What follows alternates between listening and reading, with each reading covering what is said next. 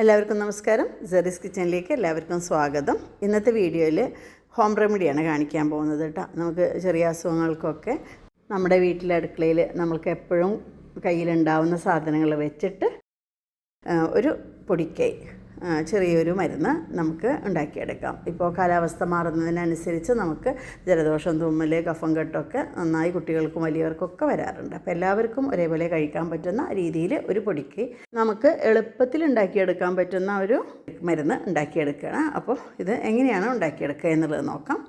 ഞാനിതിവിടെ എപ്പോഴും ഉണ്ടാക്കാറുണ്ട്, എന്നിട്ട് നല്ല ഫലം കിട്ടിയിട്ടുള്ളതാണ് കേട്ടോ. അപ്പോൾ നിങ്ങളും ഇതൊന്ന് ട്രൈ ചെയ്ത് നോക്കാം.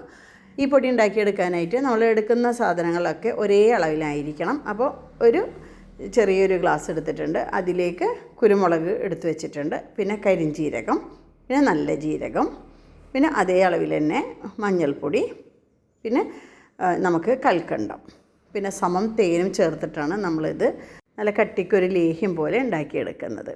അപ്പോൾ ഈ ചേരുവകളൊക്കെ ഇതിൽ കരിഞ്ജീരകം, കുരുമുളക്, നല്ല ജീരകമൊക്കെ നന്നായിട്ട് കഴുകി നന്നായി ഉണക്കിയെടുക്കണം. വെവ്വേറെ ആയിട്ട് ഉണക്കിയെടുക്കണം കേട്ടോ. പിന്നെ തേനും കൽക്കണ്ടല്ലേ ആവശ്യം. നമുക്ക് പച്ചമഞ്ഞൾ പൊടിച്ച് ചേർക്കുകയാണെങ്കിൽ അത് അത്രയും നല്ലതാണ്. നമ്മൾ കടയിൽ നിന്ന് പച്ചമഞ്ഞൾ വാങ്ങിച്ചിട്ട്, പച്ചമരുന്നൊക്കെ കിട്ടുന്ന കട ഉണ്ടാവുമല്ലോ, അവിടുന്ന് കിട്ടും. അപ്പോൾ അത് വാങ്ങിച്ചിട്ട് അത് നന്നായിട്ട് തൊലി കളഞ്ഞെടുത്തിട്ട് കഴുകി വൃത്തിയാക്കിയിട്ട് നന്നായി കനം കുറച്ച് അരിഞ്ഞെടുത്താൽ മതി. എന്നിട്ട് അത് ഉണക്കിയെടുത്താൽ പെട്ടെന്ന് നമുക്ക് ഉണങ്ങി കിട്ടുകയും ചെയ്യും. ഇതേപോലെ പൗഡറാക്കി എടുത്തിട്ട് സൂക്ഷിച്ച് വെച്ചാൽ മതി. നമുക്ക് കുറച്ച് കാലം ഇരിക്കും. മരുന്നിൽക്കൊക്കെ നമ്മളെപ്പോഴും പച്ചമഞ്ഞൾ ചെയ്തെടുക്കുകയാണ് കൂടുതൽ നല്ലത്. ഇനി നമ്മുടെ കയ്യിലില്ല എന്നുണ്ടെങ്കിൽ വീട്ടിൽ നമ്മൾ കറിക്ക് ഉപയോഗിക്കുന്ന മഞ്ഞളായാലും കുഴപ്പമില്ല.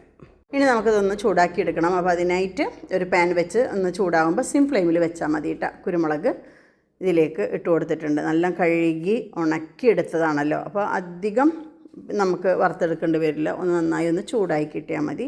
ഒന്ന് നന്നായി ചൂടായി വരുന്ന സമയത്ത് നമുക്കിതിൽ കരിഞ്ജീരകം ചേർത്ത് കൊടുക്കാം. കരിഞ്ജീരകം ഒന്ന് ചൂടാകുമ്പോഴത്തേക്കും നല്ല ജീരകം കൂടെ നമുക്ക് ചേർത്ത് കൊടുക്കാം. അപ്പോൾ എല്ലാം ഉണങ്ങിയതല്ലേ, അപ്പോൾ പെട്ടെന്ന് ഇത് ചൂടായി കിട്ടുകയും ചെയ്യും. അധികം ചൂടാവരുതേ. അപ്പോൾ അങ്ങനെ പൊട്ടി വരുന്ന സമയമാകുമ്പോഴത്തേക്കും നമുക്കിത് ഫ്ലെയിം ഓഫ് ചെയ്തിട്ട് പാത്രത്തിൽ നിന്ന് മാറ്റി വെക്കാം.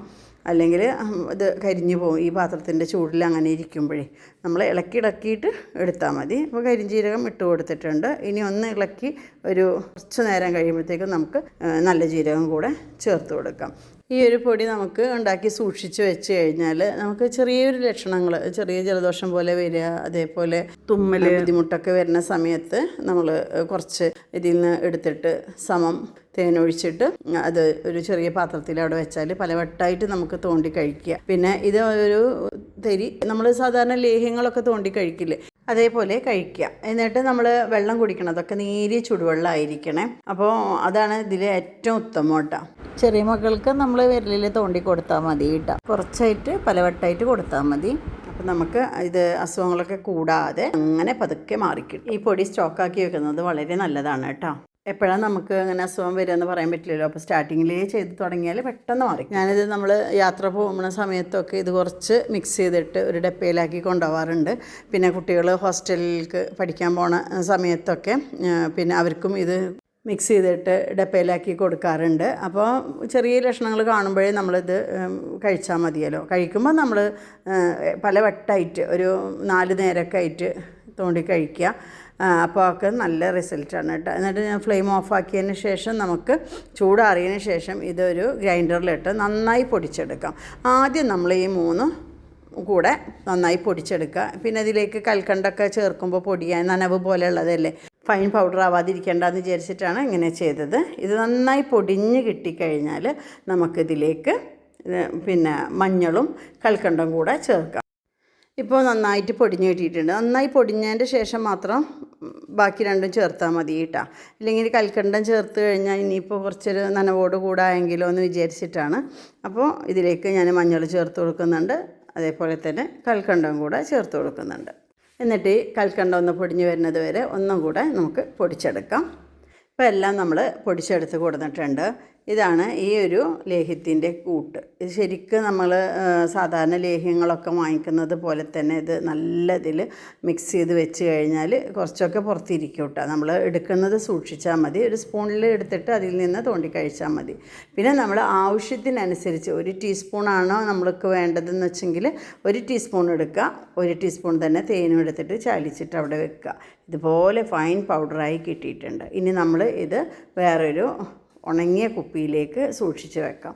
ഞാൻ ഇത് വെക്കുന്നത് ഇപ്പോൾ കൽക്കണ്ടം അതിൽ ചേർത്തത് കാരണം ഞാൻ ഫ്രിഡ്ജിലാണ് സൂക്ഷിക്കാറ് കേട്ടോ. കുപ്പിയിലാക്കിയിട്ട് ഫ്രിഡ്ജിൽ വെക്കും. ആവശ്യമുള്ളത് ഞാനൊരു ടീസ്പൂൺ എടുത്തിട്ട് അത് തേനിൽ ചാലിച്ച് അവിടെ വെക്കും. പലവട്ടമായിട്ട് കഴിച്ചതിന് ശേഷം വീണ്ടും നമുക്ക് ആ തണവോട് കൂടിയിട്ട് കഴിക്കേണ്ടെന്നുള്ളൂ. നമ്മളെപ്പോഴാണ് കഴിക്കാൻ ഉദ്ദേശിക്കണമെന്ന് വെച്ചാൽ അത് മുന്നേ എടുത്ത് വെക്കുക, എന്നിട്ട് ചാലിച്ചിട്ട് കൊടുക്കുക. ഒരുപാട് എടുത്ത് കഴിക്കരുത്.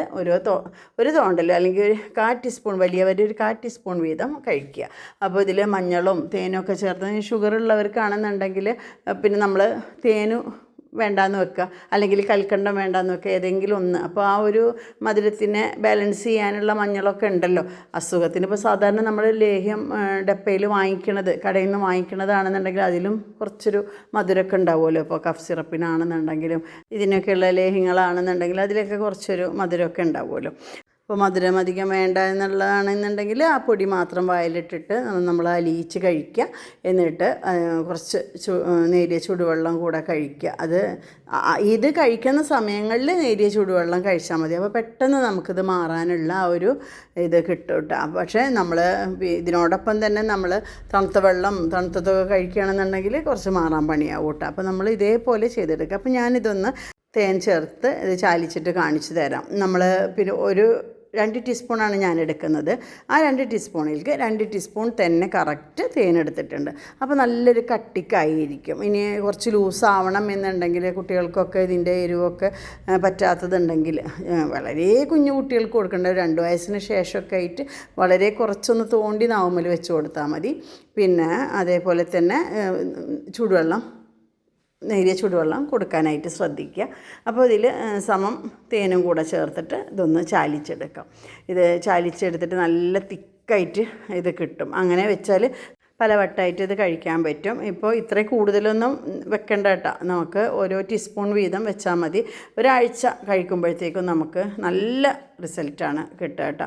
അപ്പോൾ മറക്കാതെ ഉണ്ടാക്കി നോക്കുക. ഈ വീഡിയോ നിങ്ങൾക്ക് എല്ലാവർക്കും ഇഷ്ടമാവുമെന്ന് വിചാരിക്കുന്നു. ഇനി ഇഷ്ടമായ ലൈക്ക് ചെയ്യുക, ഷെയർ ചെയ്യുക. അതേപോലെ തന്നെ അഭിപ്രായങ്ങളൊക്കെ കമൻറ്റ് ബോക്സിൽ അറിയിക്കുക. ഒരുപാടായിട്ട് ഞാനിത് ചെയ്തു പോരുന്നതാണ് കേട്ടോ. ഇപ്പോൾ ഇത്രയൊക്കെ ഉണ്ടാക്കി വെച്ചാലും കുറേ ഉണ്ടാവും. ഞാനിത് ഫ്രിഡ്ജിൽ സൂക്ഷിക്കാറാണ് പതിവ്. നമ്മൾ കുറച്ച് പുറത്ത് വെക്കണമെന്നുണ്ടെങ്കിലൊക്കെ ഇത് എപ്പോഴും നമ്മൾ ഉപയോഗിക്കേണ്ടി വരില്ല. നമ്മൾ ആദ്യമൊക്കെ കുറച്ച് ഉണ്ടാക്കി വെച്ചാലും പിന്നെ നമുക്ക് വല്ലപ്പോഴുമാണ് ഈ ഒരു കഫം കെട്ടും ഇതൊക്കെ വരുള്ളൂ ഇത് കഴിക്കുമ്പോൾ. അപ്പോൾ കഴിച്ചതിൻ്റെ ശേഷം ഞങ്ങൾക്ക് കഫം കെട്ട് എന്ന് പറഞ്ഞിട്ട് അതിൽ കൂടിയിട്ട് പ്രശ്നങ്ങളൊന്നും ഉണ്ടാവാറില്ല. അപ്പോൾ ഇതേപോലെ മറക്കാതെ ഉണ്ടാക്കി നോക്കുക. അപ്പോൾ ഇനി നല്ല റെസിപ്പിയുമായി നമുക്ക് അടുത്ത വീഡിയോയിൽ കാണാം.